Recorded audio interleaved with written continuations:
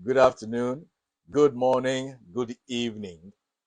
Anywhere you are connecting with us on the queue from around the world, you are welcome to the queue, the customer experience conversations. This is where we talk about customer experience, talk about the expectations, how those expectations should be met and how they will be met, and what everyone should know, everyone involved in the entire conversation, from the side of the customer to the side of the business and the business operator. So, yes, this is where we talk about it, the customer experience conversations, the queue. In case, oh, yes, it's afternoon, I was right. The queue. So, yes, in case you're just connecting with us, you are welcome. You are very, very welcome. Today, we're talking about finding the gap. And like I said, it's going to be a very short session. Finding the gap in the context of customer experience. And unfortunately, it is something that a lot of business operators don't understand that is what they have been called to do. Finding the gap which is where your customer is in terms of expectations and where you are with fulfilling those expectations, meeting those expectations.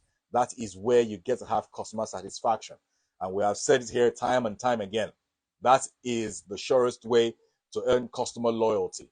That's the surest way to have customer retention by satisfying your customers. It is important that we know that we need to have our customers satisfied. And we'll be looking at finding the gap from the perspective of building a high quality service team. Now, unfortunately, like we've always complained here, what we see with a lot of businesses, organizations across different industries and sectors is when we're talking about the customer experience, we get to hear people say customer service. And because of that, they have various departments for it. They have a dedicated department for it. Say they have the customer service unit or the customer service department. And it is seen or perceived that in that entire organization, it is those people that are being paid in that particular unit. It is their sole responsibility to see that whatever engagement they come in contact with the customers, it is a responsibility to see that it is either well done or they have issues with it. Nobody else takes responsibility for it. You only leave it for those who are in the customer service unit. That's why here on the queue, we don't talk about customer service. We talk about the customer experience. Because in the end, we have come to find that part of the challenges a lot of organizations have across various industries and sectors is because when they talk about the customer service, the entire conversation is seen from the perspective of the service provider and not the perspective of the customer, which is a very faulty point of view. Because in the end, the customer has to be at the center of it. So you need to understand and identify that fact, and you must move accordingly. That is why we have a lot of businesses that even when they have the customer service units, how they design their entire programs around it, it is about what they should do. It isn't about what the customer expects, because it has to be from what the customer expects, because you have to meet the expectations of the customer to begin with. So when you're able to identify what the expectations of your customers are by data, asking questions, conducting surveys, various ways that we'll talk about here on the queue, that is when you know how to serve them better. Because when those expectations aren't met, that's where we say we have service failure. And a service failure is where it's very simple. Like I just defined it. A service failure is where we have a disconnect between the expectation by the customer and from the perspective of the business operator or the service provider, where that expectation is not met. So when that gap isn't found, like we're talking about today, finding the gap, when that gap isn't found and it isn't maximized, that is where we have a service failure. But in the case where we have that gap to be found and it is maximized and it is best utilized, then we can say that the customers have sound customer experience engagements. Okay? So yes, today we're talking about finding the gap, and we're looking at it from building a high quality service team. And one thing that we must understand as businesses, business operators, business executives, is when we're talking about the customer experience, it is important that we know that it must be a culture. And when something is a culture in an organization, that means that no one is immune to it. It's from top to bottom. So every single person that is involved in that organization as an officer, no matter your role, no matter your responsibilities, no matter your job description, you must understand that the customer experience is an entrenched culture. It is an entrenched culture. So we must first understand that it isn't something that you leave to a particular unit or a particular department. That isn't how to go about it, because that is what we have found to be the foundation of a lot of problems and challenges that we have in various businesses and various sectors. In a couple of minutes, I'm going to be citing two examples from two tweets that I got from two different individuals and accounts, yesterday and today. I'm going to be reading them. Interestingly, the businesses involved happen to be in the same industry, but the locations are in different countries, different continents. But we will find that the entire conversation around finding the gap cuts across, no matter where you are around the world, no matter what you do, no matter what sector, no matter what industry. It does affect you. It affects you, it affects your business. So we must understand that when we're talking about finding the gap, talking about the customer experience, it does affect every single person, every single industry, every single business. It does affect us across board. It affects us across board. So yeah, we're talking about entrenching service in your brand. Remember, we're talking about finding the gap, building a high quality service team. And we're looking at various ways to go about that, about building a high quality service team. And now we'll start by saying it is important that you entrench service in your brand. No matter the industry you're playing in, no matter your sector, you must entrench service in your brand, because it's not the responsibility of the frontline staff only. We have said this here on the queue time and time again. It isn't just the responsibility of the frontline staff. It is the responsibility of every single person in the organization. So there must be an entrenched culture of service within your organization, within your business, no matter the scale of your operation, no matter how large, no matter how small. So you must have it entrenched in your organization. And you must understand that with a plan of action, it involves three elements. And many organizations have been able to entrench a culture of service excellence. So we'll be looking at those three factors, those three elements, those three pillars that we must look at when we're talking about entrenching service culture in a brand or in an organization. Number one, involved leaders. Number two, setting standards. Number three, accountability. I'll take that again. The three elements responsible for entrenching a service culture in a brand, in an organization, are as follows. Number one, involved leaders, because everything rises and falls on leadership. Number one, involved leaders. Number two, setting standards, because in the end, it is those leaders that will set the standards. They set the tone for what should happen in the organization, within the organization, and what the operation should be. And number three, accountability, because where there is no accountability, there cannot be transparency. And where there is no transparency and accountability, there cannot be growth. And where you do not have growth within an organization, within a system, within a brand, there you get to have a lot of challenges. And if you cannot sort out whatever challenges you have internally, how do I expect you as a brand to serve me as a customer and serve me to the best of your ability? Because you are not even operating at your full capacity. You're not operating at full capacity. So there must be accountability.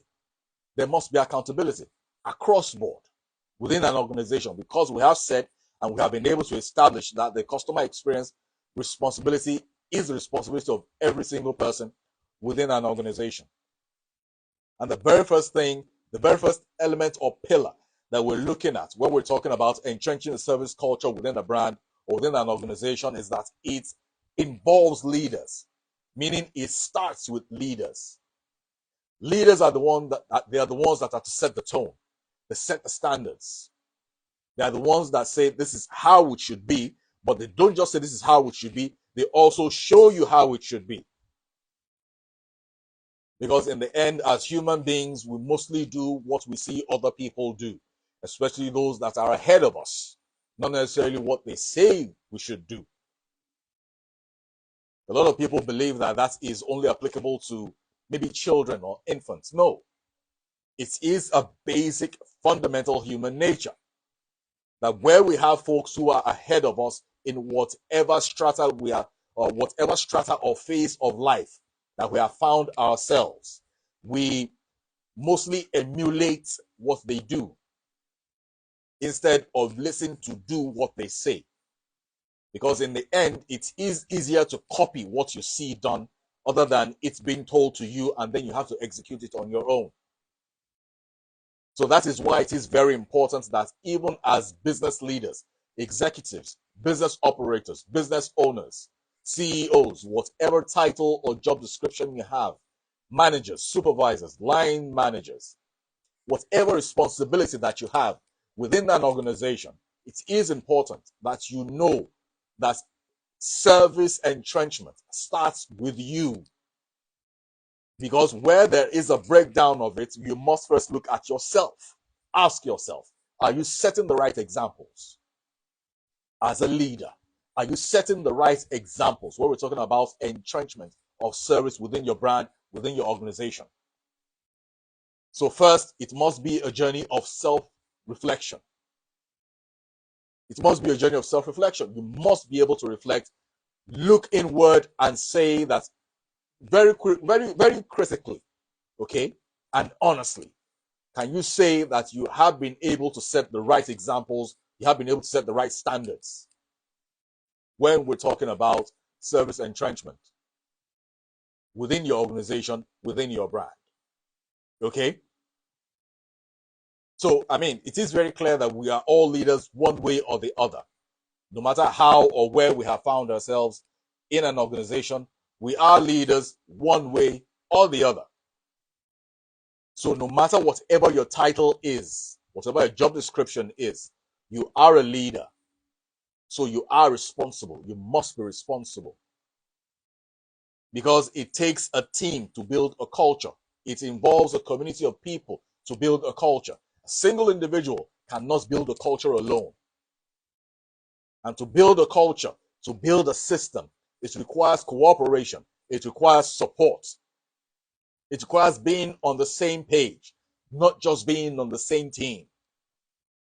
Because you can't be on the same team and not be on the same page. That is why we see a lot of teams, a lot of organizations, even some departments within certain organizations where there is a lot of infighting, there is a lot of struggle, there's a lot of strife. The work dynamic there isn't smooth. Invariably, it will affect how you get your job done. That's even if you can get it done at all. So yes, we must be responsible. We must be responsible and carry the mindset that whatever it is, whatever capacity that we find ourselves in organizations, we are first called to be leaders, and leaders take responsibility. Leadership involvement goes beyond identifying service excellence as a core. It goes beyond it. It goes beyond just writing it out and putting it on your walls or having it on your website or maybe on some stationery saying that this is what we do here. It goes beyond that. You must be able to set the example. It goes beyond it. It goes beyond it. The commitment must be seen, to be expressed unreservedly by the leader.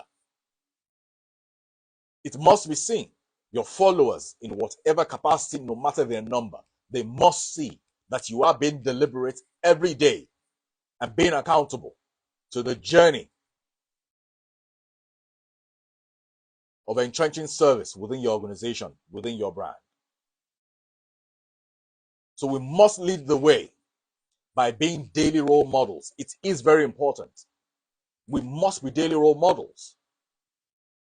An aspiration and a living example of what service excellence really is. And together with our teams, continuously look out for opportunities to improve the service.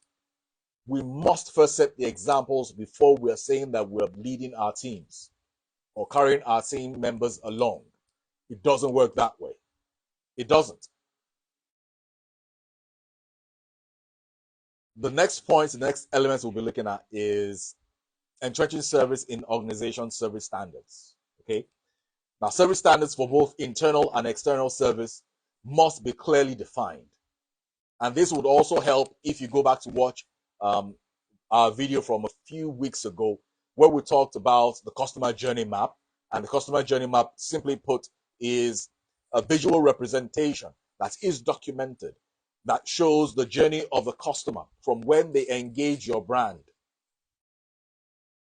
Either the transaction goes through or not. From the very beginning where they engage your brand to the very end when they exit that particular engagement. Either the transaction is successful or not. You must be able to put together a customer journey map. You must be able to do it because that shows you everything you need to know and everything you need to do. So you aren't caught off guard, you aren't caught unawares. So it is important that we understand what the customer journey map is, and you can look back on our video from a few weeks ago. It's on our YouTube channel, the Q Podcast, the CUE Podcast. You can take a look at it. It's a few minutes long. Take a look at it, watch it, share it, subscribe to the channel, and then you understand what we're talking about when we say the customer journey map. So this particular point will ring home and ring home true. When we're saying that for you to be able to say that you're entrenching service culture within your organization, it is saying that both internally and externally, your service culture must be clearly defined. It must not be ambiguous. It must be clearly defined. It must be clearly defined. And let me explain what it means to be clearly defined. When we're talking about culture and having it clearly defined in an organization, it means that no matter who it is you engage within that organization, when you ask them certain questions regarding certain things that involve their culture, you practically get the same answer from them. And the variation could be maybe a function of use of words or terminologies or phrases. But in the end, it must communicate the same message. It must carry the same spirit. It must carry the same spirit. So that is what it means to have an entrenched culture within an organization where everyone is carried along, where everyone is involved. But first, it must start with the leader, setting examples and being able to carry their teammates along. Very quickly, before I wrap up this particular point about entrenching service standards in an organization, I like to refer to the examples I said I was going to show us about the two tweets I saw on Twitter yesterday. I'd like to take a very quick read on them so that we can see what we're talking about. Because in the end, when we're talking about a customer experience, a lot of people believe that it's just about them or their organization. No, this is something that affects your particular sector. It's something that affects your industry. Because today, unfortunately, we have certain industries that have a terrible reputation when it comes to the customer experience engagement.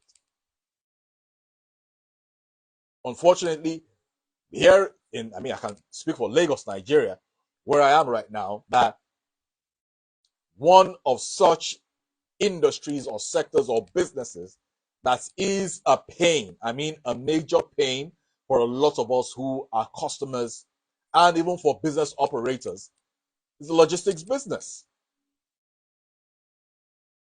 where you have independent organizations where you contract or partner with to help you deliver certain items as a vendor or as a business owner or operator to your customer. And then you have a lot of service failure happen within that particular window. They have come to become a very major challenge within that value chain. And we've been asking ourselves, what is the problem? It is because somehow there hasn't been a lot of emphasis talking about entrenching the service culture within this particular industry. And like I can say that with all sense of responsibility and authority. Because where you fail in delivering service as it should be delivered, you are compromising someone else's business. So how about we take responsibility? How about we do that? Do you want to be the reason why someone's business goes bust? Is that what you want? So yes, still talking about the logistics or delivery organizations. I'm reading two tweets, two different individuals. The first one I'm reading is from somebody who is, I believe is in Lagos, but I know he's in Nigeria. So I'm reading the tweet. This tweet is from Yinka Chukwemeka Ogunobi from Twitter, okay? So apparently was expecting a delivery and someone called him. And the dispatch rider says, so I'm going to read it as a dialogue. So the dispatch rider says, hello, I'm from Sabi Road Dispatch. I have a delivery for you. The Twitter user says, okay. The rider says, please, how do I get there? And the customer asks, how do you get where? And then the rider says, your location. And the customer asks, didn't they give you the address? I mean, you'd expect that if you had the address, that you just impute it into the map and then it gets you to that location. So how come you're asking me about the address? And the rider says they did. And then the customer says, so why are you asking me again? And then the rider says, I don't know the place. True life story. This is it. True life story. So the customer says, okay, where are you? And then the rider says, I am beside one red building.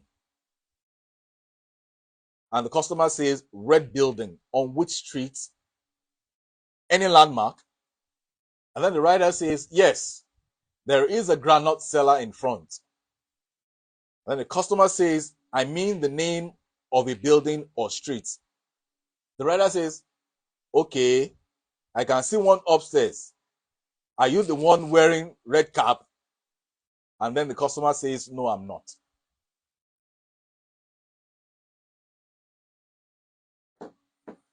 From that particular exchange, you can tell that there's imminent service failure. Because one thing I can guarantee is that that rider was nowhere near the customer's street to start with. And this particular example that I just read, I've had that kind of experience before, where you ask the person bringing whatever it is you ordered, and then you're asking them for a landmark to figure out where they are so you can provide some direction. And then they'll tell you something totally out of this world. And yes, in case I didn't say this earlier, the queue is supposed to be a dialogue, even though today's session is going to be a short one. But you can still connect. You can look at the buttons at the bottom of your screen. You can connect with us. You can request to be part of the conversation. We can have you join us and be part of the conversation for a few minutes. It's not supposed to be a monologue. Pardon me if I didn't say this earlier. And you're just being part of the queue. So yes, you can look at the buttons at the bottom of your screen. You see one that says you can request to join. You can request to be a part of the conversation where we can talk about what we're talking about today.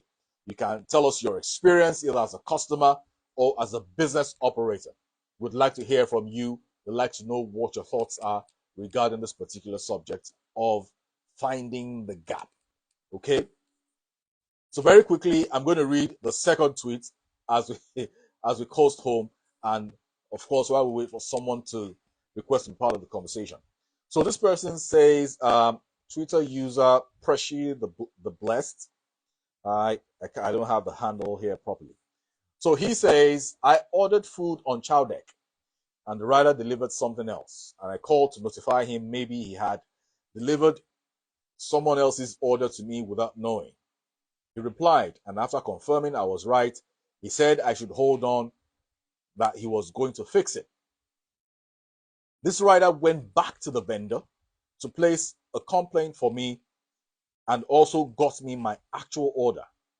Honestly, I have never seen this kind of customer care elsewhere. It wasn't his fault, but he just took responsibility to fix the situation with so much apology. I don't know what a child deck NG gives their riders, but whatever it is, they are doing it so well, and it is working. I have had so many amazing experiences with child deck, but this particular night's own deserves its own thread. Normally, I would have left this on my WhatsApp status, but this, a child deck people, deserve this PR. Same industry. I believe this other person is in Nigeria as well. Same industry, same business, same line of business, same sector. Two different experiences. So you see what we talk about here on the Cube when we say that when you get customer experience right, your customers invariably become your unpaid marketers. It is very simple. They become your unpaid marketers. Because you need to tell me how much you would have needed to pay some social media influencer to get this kind of message out there on social media, and then have to pay for adverts and all of that. Because statistics show that a lot of people, as a matter of fact, over 80% of people will engage a business that has a positive referral or positive feedback by word of mouth, as opposed to whatever marketing that the business is doing. So if I evangelize a business to you, or I tell you about a particular business, there's an 80% chance that you will engage that business, as opposed to you maybe seeing their adverts or posts on social media, or maybe you even drive by their office. But if I tell you by first-hand information and I say, you know what, I have engaged this brand, I have engaged this business, they are good, I think you need to engage them, I think you need to patronize them, there's an 80% chance that you will engage that brand, that you will engage that business. So it's really simple. This is what we talk about on the Cube. Having unpaid marketers. Because either you like it or not, customers pay you for value. And when that value is not delivered, then there is a problem. But when it is delivered, you then get some more, which is beyond whatever service you have provided. You get unpaid marketers. You get people who go about telling people about your business, about your brand, and why they think they need to engage your brand. Also note, the same way you have people go about talk about your business positively is the same way they go about talking about it negatively. If they have a negative customer experience engagement with you or with your brand. So ask yourself, with how you engage your customers within your organization, either it's your organization or you're an executive or you're a team member, are you really recruiting customers to be your unpaid marketers? Because somehow this is a market in itself that a lot of businesses and business operators haven't been able to adequately tap into because they're not being deliberate about it. They're not being deliberate about it. And until we're deliberate about it, or until we're deliberate about getting certain results, especially in business, we won't be getting them, and all we will have are a bunch of complaints. Talking about recessions, talking about depressions, talking about inflations, talking about the cost of fuel or gas or whatever you want to call it. Because your customers in themselves are an untapped resource. So let's look at it this way. Let's look at it from a selfish perspective. So let's say you are only giving your customers the best customer experience they can ever imagine. just because you want them to be your unpaid marketers. Is that so bad? Because in the end, for you, it's a win-win. So how about you do that? Don't do it for the customer. Do it for yourself. Do it for selfish reasons. Does that sound like a good idea? Because if you think it is too much work to give your customer value for their money that they have paid you for, I think you should try looking at it from a very selfish perspective. Because in the end, it will be a win-win for everyone. The customer gets what they want, you end up getting what you want. So no complaints anywhere. So very quickly, I'm going to wrap up with talking about what we were on with entrenching service in organization service standards. Now, defining service standards is seen by many as a tedious process, yet it is simple and straightforward. I don't know why a lot of people see it as a tedious process, really. Because I think a lot of people just don't want to put the work. They see the entire conversation around the customer experience to just be too much work that they cannot be bothered to put in. And it is really unacceptable. It is really unacceptable. The unit heads must understand customer expectations. And it's not just the unit heads. It's every single person within that organization. They must understand customer expectations. Part of the things we talked about when we're looking at the customer journey map is you need to put yourself in the customer's shoes. It's called role playing. Now, when you put yourself in the shoes of the customer, you are able to understand and identify what the expectations of the customers are. So you can say, okay, this is what my customer expects of me, while also understanding the demographic of your customer. This is the tax bracket of my customer. This is the gender of the 90% of the people that do business with us. This is what they expect. This is how they approach our business. This is how they approach our products and services. This is how they approach our sector. These are their expectations. Because like we said at the beginning, until you understand and meet the expectations of your customer, you cannot say that you have been able to adequately deliver meaningful customer service engagement to your customers. So you must be able to understand, first identify, to understand what the expectations of your customers are. And make sure that no matter what it takes, you meet those expectations. And when you've been able to do that, you must be able to repeat the process. When you're able to repeat the process and then it becomes habitual, that is when it becomes a culture. Because the culture isn't just what you say it is. A culture is mostly about having habitual behaviors found within a group of people at any given time. That's why we can look at certain people that come from a certain part of the world or a certain part of a particular country and say that, okay, this is their culture. And even without saying who those people are, you are able to identify who they are when they say, oh, this particular place I visited and this is what they did, X, Y, Z. This is how they ate. This is what they drank. This is how they say good morning. A lot of people say it is profiling. They say it's stereotyping. Yes, they have a place in business and they have a place in the customer experience. They do. Because you must be able to identify your customer demography. You must be able to. That is profiling. You must be able to know who your customers are. What's their tax bracket? Who are the people that can afford your business?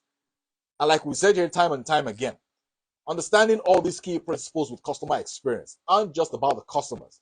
They are things that will benefit your business, your organization, your brand exponentially. Because invariably, everything I have said in the last 2-3 minutes are things that when you're designing your business model, these are things that you literally need to have in your business model. You need to know who your customers are. You need to know, have an idea of their tax bracket. Who are the people you're targeting? Middle class, lower class, upper class. Who are the people that can afford your service? Who are the people that will pay for your service? For the people that will pay for your service and continue to pay sustainably. Who are the people that you can maintain as customers over time? These are things that are expected to be in your business model. You say you have a business plan. These are things that should be there. So these fundamental principles aren't just about the customer. They are literally things that will save your business. They are literally pillars that you need to grow your business and grow your business sustainably. So it is important that we pay a lot of attention to all of these factors. The last part is accountability.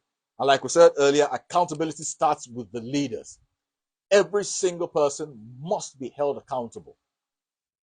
Every single person must be held accountable, because in the end, when we have standards and those standards are not upheld, you have those standards eroded, you have them compromised. That is where we say we have an erosion of culture, where some people today are saying that, oh, our culture is quickly being eroded by foreigners, by external folk. So when we have been able to set standards, we must be able to hold ourselves accountable. Every single person. The system must be designed in that manner. It's literally just checks and balances. That's the responsible thing to do. I mean, it's not really too much to ask, because in the end, we are adults. And if we cannot hold ourselves accountable, can we really say we're adults? Because that's literally what children do. They hate accountability. So it isn't too much to ask that there is accountability within the system, expected by every person within that organization, within that brand, within that business. And it isn't just about within the business, within the sector, within the industry. You must be able to hold other people to account, because in the end, these are people that will make your industry or your sector look bad. And when a certain industry or a certain line of business is seen to be perceived in a negative light, either you like it or not, your business will also be painted with the same brush. And then you wonder why you struggle. So yes, it is important that we are able to find the gap. We must be able to find the gap. It is non-negotiable. It is really non-negotiable. And finding the gap means that first we must start from within. We must start from within. It must first be internal before it is external. Finding the gap, finding what it is that exists between point A and point B that needs to be done with regards to the customer experience protocols that you have within your organization. You must be able to identify it. Identify them, see how you can address them. Make sure that your organization, your brand has a service culture. That is the only sustainable path to be able to build sound customer experience protocols. That's the only way. That's the only way. All right. And that brings us to the very end of today's episode of The Q, where we've been able to talk about finding the gap. And we mostly brought it from perspective of building a high quality service team. Talked about 3 elements of building a high quality service team. First, leadership. Leadership. The second is setting standards. The third is accountability. For every single part of this, leadership has a role to play. And we must be able to see that we are accountable when we're setting standards and when the standards are set. We must be accountable. We must be accountable and we must be responsible. So yes, on a final note, remember, as a customer, no matter whatever it is, no matter whatever you do, when you engage your business, you must see that you get value for your money. While you're at it, have expectations. Keep your expectations simple, keep them reasonable. And of course, as businesses, as business operators, ensure that you meet those expectations. That is your primary responsibility when you're engaging customers.